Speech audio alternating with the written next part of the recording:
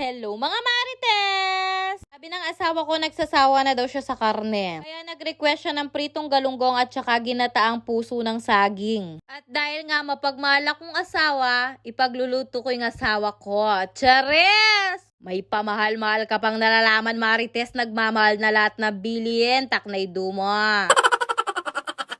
Ko tuloy nung mag-boyfriend-girlfriend pa lang kami ng asawa ko. Dahil nga bata pa kami noon, mapusok pa kami nung mga panahon na yon, kaya talagang sumusuway ako sa mga sinasabi ng nanay ko. Kaya lagi sinasabi ng nanay ko, Diyos ko, Gemaline, hindi ka mapapakain ng pagmamahal. Karal ka muna, bayo ka maglari-lari makanyan loko. Pero syempre, noong mga panahon na yon, kinikilig-kilig pa ako kaya hindi ako nakikinig sa nanay ko.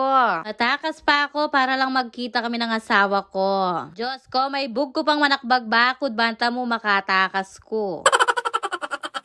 Pero kahit in love ako, pinagpursigihan ko talagang matapos yung pag-aaral ko. Nung mga panahong nag-aaral ako, hindi ako matalino, maklak yung buntok ko. Bobo ako, period. Pero at least kahit maklak yung buntok ko, nagbo-working student ako. Dahil nga sobrang hirap ng buhay namin nun, gusto ng nanay ko makapagtapos muna ako bago ako mag-boyfriend. Pero syempre dahil malarit si Marites, boyfriend pa rin ako pero patago. Dahil pag nalaman ng nanay ko, kakalbuin niya ako, Diyos ko. Pinakaingat-ingatan pa ako ng nanay ko at pinaka-precious para namang napakaganda ko ng panahong yon. Pero nung nagtagal-tagal, nalaman na rin ng nanay ko na may jowa ako at yun nga yung asawa ko ngayon. Hindi na nagputak-putak yung nanay ko nung nakita niyo yung asawa ko. Siyempre, pogi yung asawa ko. Sabi pa nga ng nanay ko nung nakita niyo yung jowa ko, alo ko, meka jackpot ka na.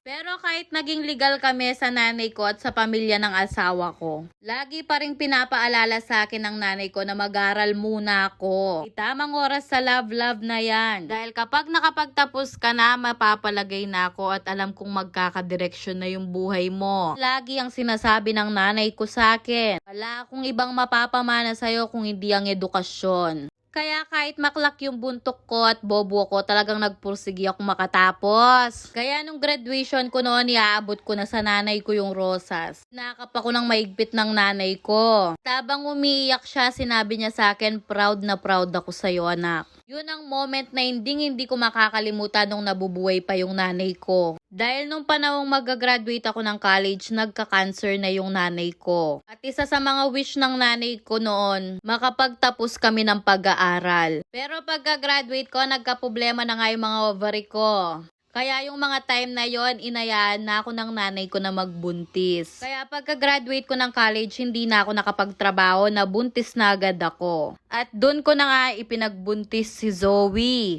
Naluto na yung pritong galunggong ko, pati yung ginataang puso ko. Pero yung kwento ng buhay ko, hindi ko pa natapos. Sa susunod ko na ikukwento yung kabanata ng buhay ko. Pero Diyos ko, baka may MMK at magpakailanman pa ako dito. Chares! O bago ang lahat, kain po tayo mga marites. Bago ang chismis, kain din pag may time.